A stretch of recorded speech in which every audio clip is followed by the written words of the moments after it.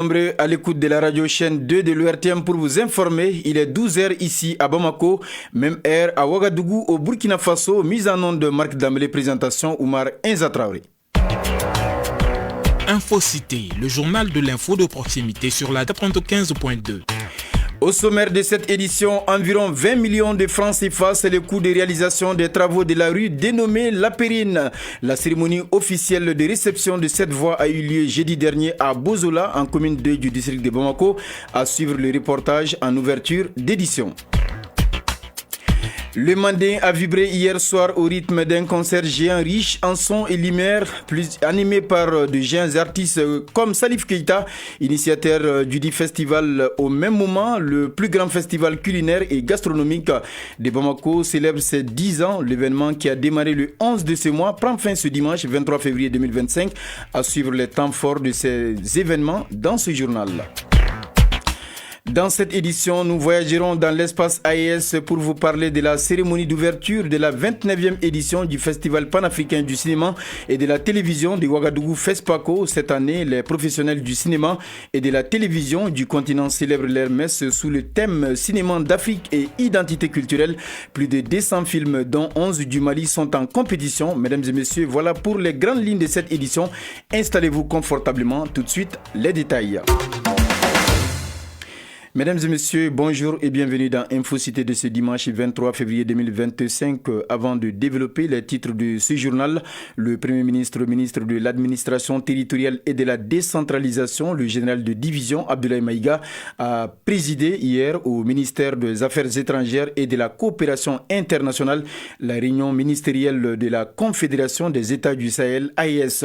Les ministres en charge des 3 domaines prioritaires de la Confédération, à savoir diplomatie, défense et économie, vont se prononcer sur les travaux des experts. Le Premier ministre a salué l'engagement constant du Burkina Faso, du Mali et du Niger à faire de la Confédération un espace de paix, de sécurité, de développement, mais aussi et surtout un espace d'intégration renforcé.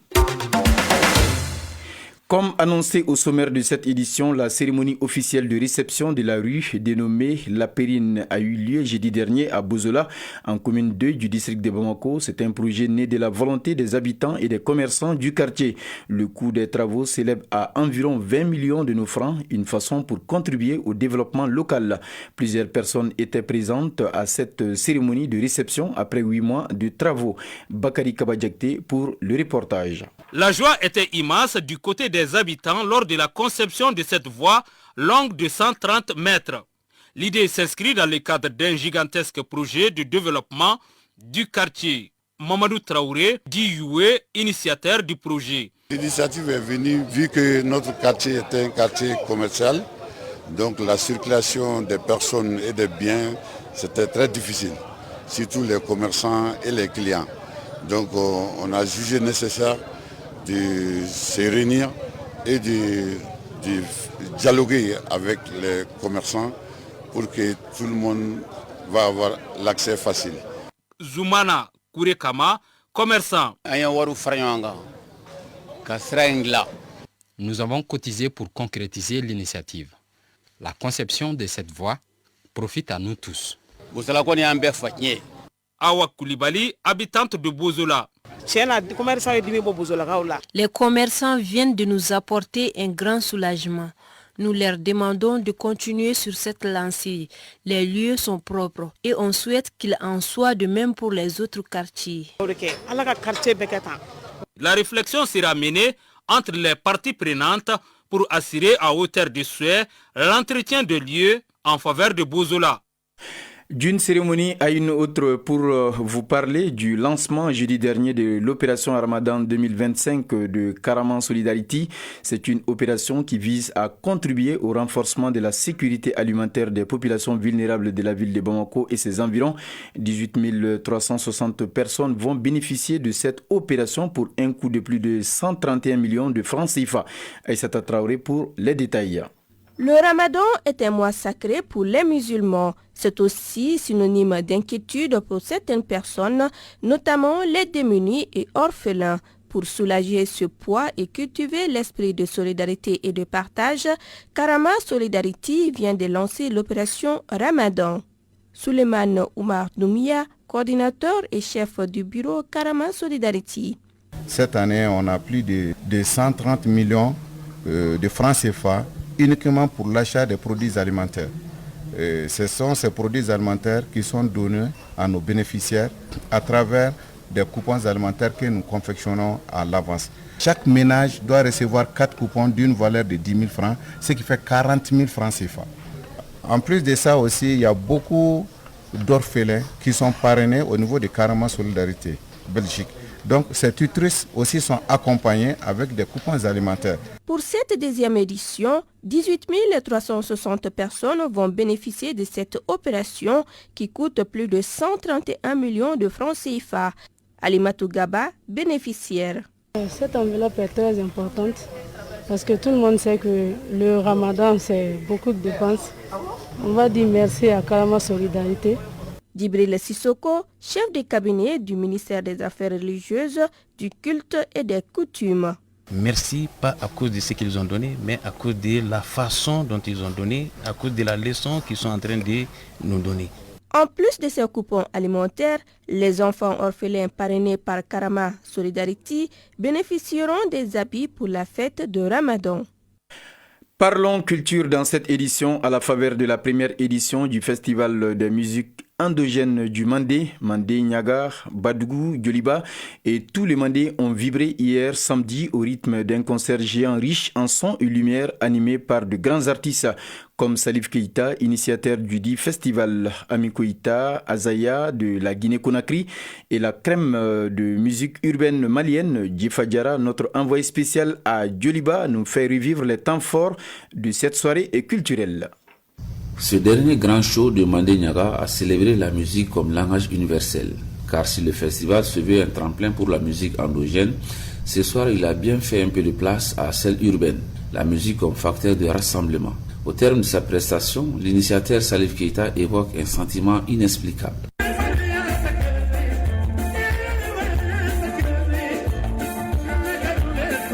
Beaucoup d'émotions. J'ai commencé à jouer la guitare ici, mais je ne savais pas qu'aujourd'hui allait arriver.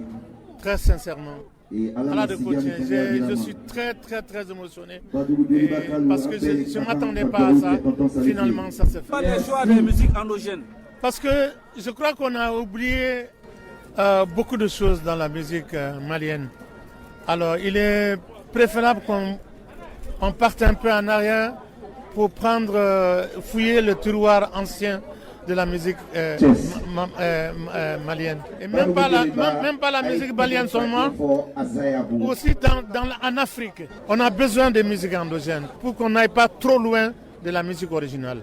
Et c'est pour qu'on ne se perde pas. Invité vedette de la sous-région, le Guinéen Azaya, auteur lui aussi d'une prestation exceptionnelle, clame la fierté de partager une scène dans la capitale du Mandé avec le roi du Mandé, Salif Keïta. Ce soir, c'est un goût particulier parce que je suis invité par mon papa, mais aussi mon idole. Tonton Salif Keïta, moi, depuis tout petit, c'est mon artiste préféré, c'est mon idole. Et il a travaillé avec mon papa, il connaît mon père. Et ça fait qu'on a beaucoup plus de liens. Donc dès qu'il m'a appelé, j'ai dit ouais, il fallait que je réponde à l'appel parce que c'est mon père qui était là. Et c'était une occasion pour moi de partager la scène pour la première fois avec lui. Et aussi, c'est comme un fils devant son père. Tu dois fournir des fois pour lui convaincre. Donc c'était un peu ça pour moi ce soir.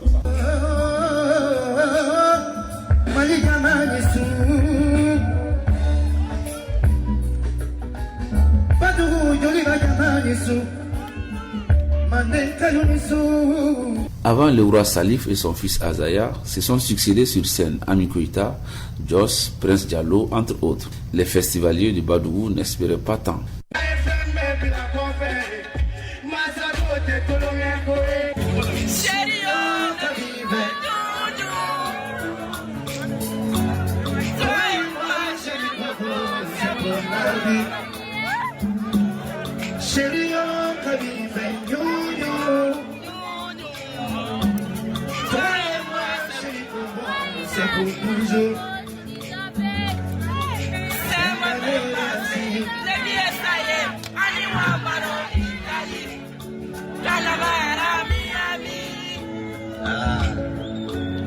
Vivement donc une seconde édition des festivals de musiques endogènes du Mandé Niaga, avec sans doute des réajustements. Preuve qu'un festival grandit de ses imperfections, comme le souligne Cheikh Tidiane Seck, un des invités de marque de cette soirée. À vous le FESPACO sur l'onde de choc. Nous restons dans ce registre en voyageant dans l'espace AES direction le Burkina Faso. C'est parti depuis hier au pays des hommes intègres pour la 29e édition du Festival panafricain du cinéma et de la télévision de Ouagadougou FESPACO. Cette année, les professionnels du cinéma et de la télévision du continent célèbrent leur messe sous les thèmes cinéma d'Afrique et identité culturelle. Plus de 200 films dont 11 du Mali sont en compétition. Le Tchad, représenté par son président à la cérémonie d'ouverture, est le pays invité d'honneur de cette édition 2025.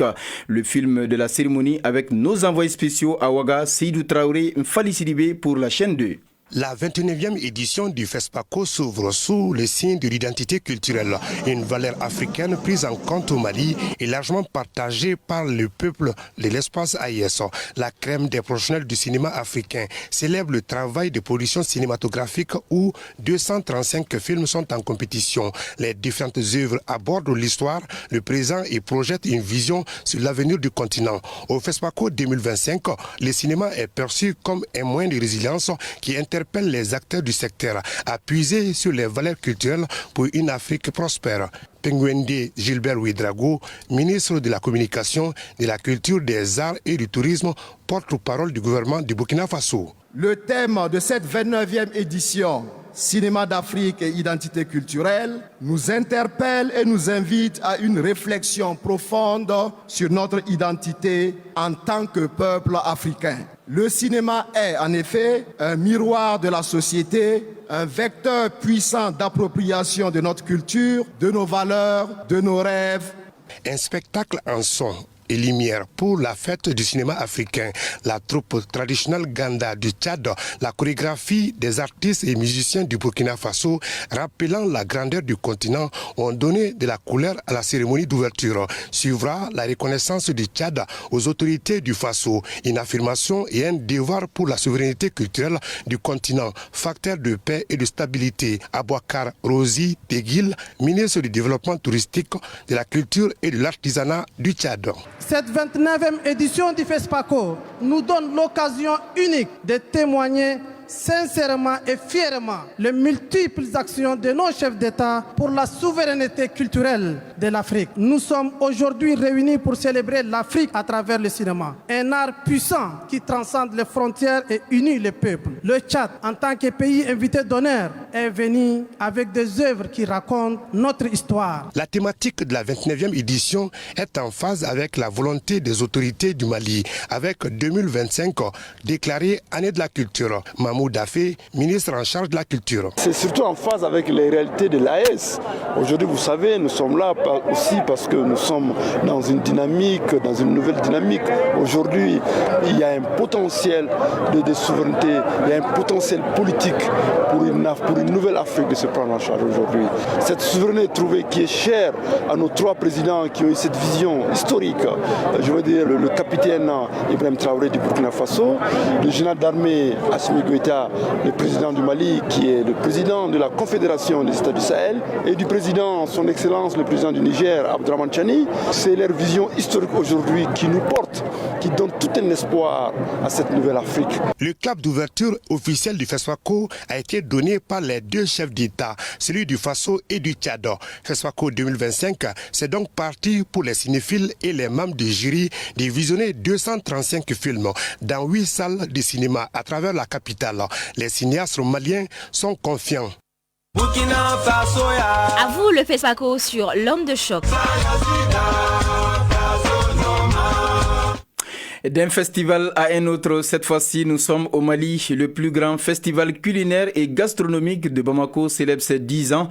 L'événement qui a démarré le 11 de ce mois prend fin ce dimanche 23 février 2025. Un festival de grillades appelé Festi Dibi. Ce festival réunit plusieurs festivaliers de divers horizons pour un programme diversifié. C'est également un business occasionnel qui renforce l'événement. Des petits commerces se développent dans le cadre de ce festival. Ibrahima Souri Traoré nous en dit plus. Chameau grillé, poisson braisé ou brochettes de viande. Nous voilà en plein cœur du Festi Dibi, le plus grand festival culinaire annuel de Bamako. Des grillades de plusieurs variétés se retrouvent ici avec des styles de cuisson spécifiques. Cependant, ce n'est pas l'objet de notre présence ici. Aujourd'hui, nous faisons un focus sur ces vendeurs d'eau, de crème, des salades de fruits ou encore des masques de protection contre les poussières. Déjà à l'entrée, un jeu attire notre attention. C'est le baby-foot. Djeneba Diallo, visiteuse. Comme chaque année, je viens regarder ce qui se passe et tout. Et ça m'a fait vraiment plaisir de trouver ça ici. J'aime vraiment jouer au baby-foot. Aminata Traoré, visiteuse. Bon, le baby-foot, bon, j'ai pas trop l'art d'y jouer, mais ma copine, elle m'a poussé à le faire. C'est très amusant et puis c'est trop cool, quoi. Ça me fait énormément plaisir d'être là. La gérante Aminata Touré parle de son activité qu'elle mène depuis le début du festival. Bon, dans l'ensemble, ça va. Les clients sont chauds sur les baby-foot. Nous quittons ces lieux pour aller un peu plus loin. C'est là que nous tombons sur un distributeur multifonctionnel. Cette machine peut nous servir du thé, tout comme de la crème. Astundaou,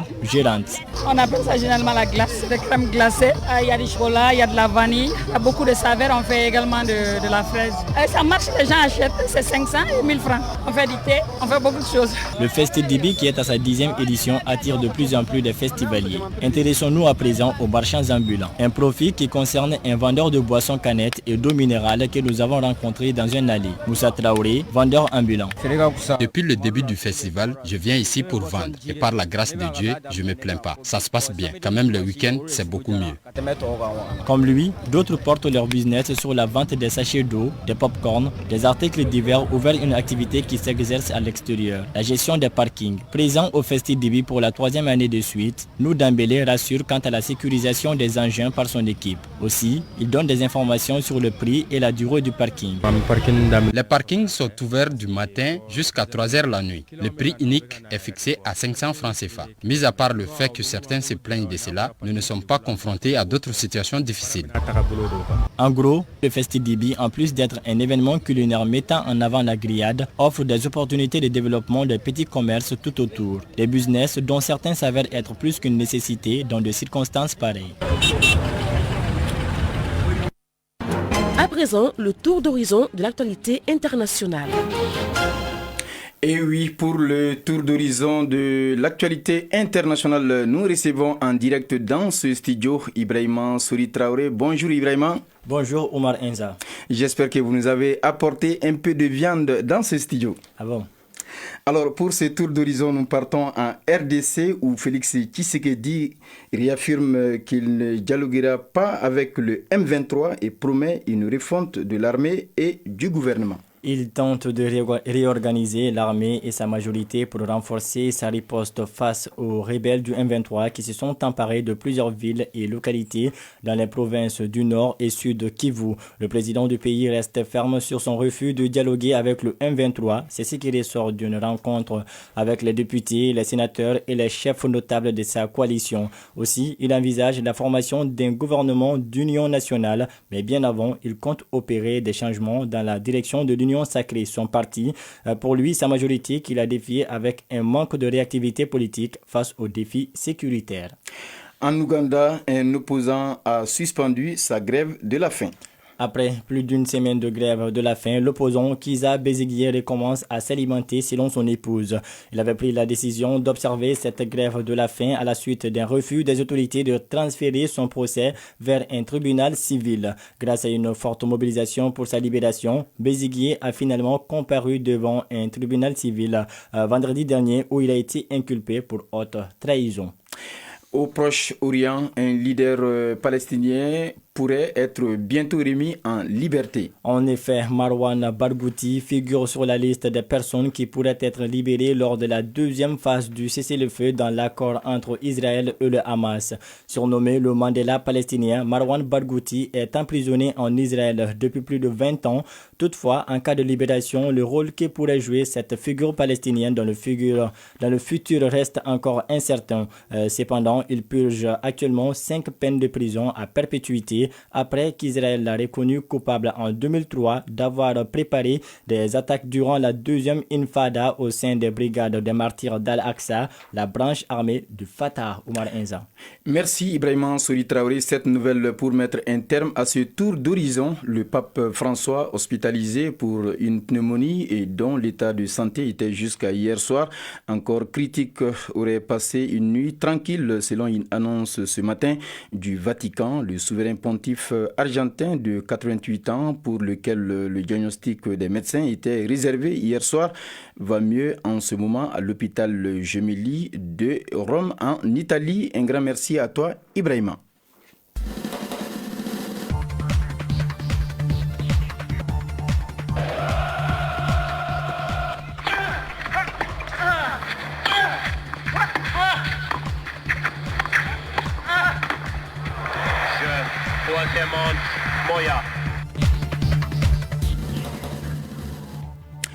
En sport, la phase zonale des championnats nationaux cadets d'athlétisme en filles et garçons a pris fin hier samedi. Les meilleurs temps dans les courses et les concours se donnent rendez-vous ici à Bamako le 8 mars prochain pour la phase nationale. En basketball, la 4e journée du championnat national de première division a rendu son verdict. L'AS Commune 5 Dames a enfin gagné après 3 défaites d'affilée. Et sachez que le Mali a empoché son ticket pour la phase finale de l'Afrobasket masculin édition 2025. Voilà, c'est ce qu'il fallait retenir de cette nouvelle sportive.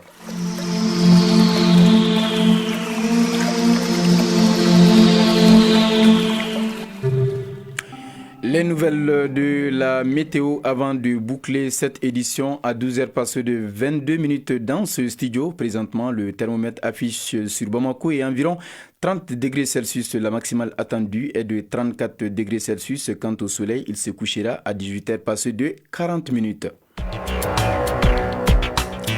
C'est donc tout pour ce journal de la rédaction présenté par Oumar Enza Traoré. Réalisation Mohamed Bari, Mamadou Doumbouya, mise en onde de Marc Dambélé, mise en ligne Amadisso, coordination éditoriale Nyanya Aliou Traoré, Djefadjara, fidèles auditeurs de la 2. Un grand merci à vous d'avoir suivi ce journal. Passez d'excellents moments de radio en compagnie de nos programmes.